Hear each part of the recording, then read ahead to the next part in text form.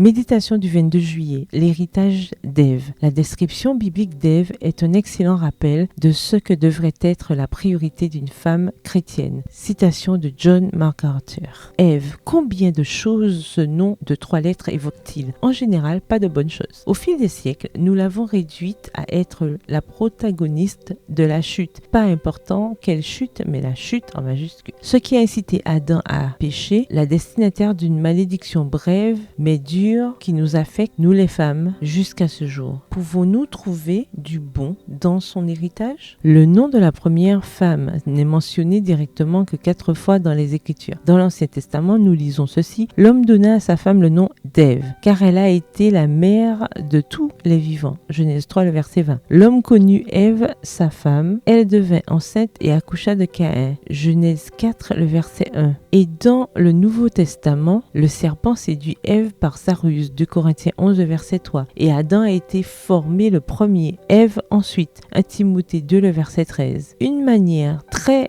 abrégée de présenter l'histoire d'une vie qui nous invite à nous concentrer sur ses aspects les plus significatifs. Sans mentionner son nom, d'autres passages bibliques nous parlent indirectement d'Ève. Et ce matin, je veux souligner l'un d'entre eux. On le trouve dans Genèse 4, verset 26. À Seth aussi, il naquit un fils qu'il appela du nom d'Enoch. C'est alors que l'on commença à invoquer le nom de l'Éternel, qui avait transmis le nom du Seigneur et une telle connaissance de lui que cela incitait à l'adoration. Évidemment, Adam et Ève. La mère de tous les vivants a veillé à ce que sa connaissance de Dieu soit transmise de génération en génération. Une connaissance qu'elle avait acquise de première main grâce en grande partie à sa chute, qui lui avait permis de voir la miséricorde et l'amour du Père tels qu'elle n'aurait jamais pu les imaginer. Ève a appris l'importance de la foi, de l'obéissance et de l'adoration de Dieu après avoir expérimenté les conséquences de sa grave erreur. Fouille d'un si dur apprentissage, elle a décidé de transmettre la connaissance du Seigneur à ses descendants. Quel héritage laissez-vous à vos descendants? Mettez-vous une intention dans ce que vous voulez voir demeurer vivant en eux grâce à ce que vous avez appris de la vie. Que leur transmettez-vous à partir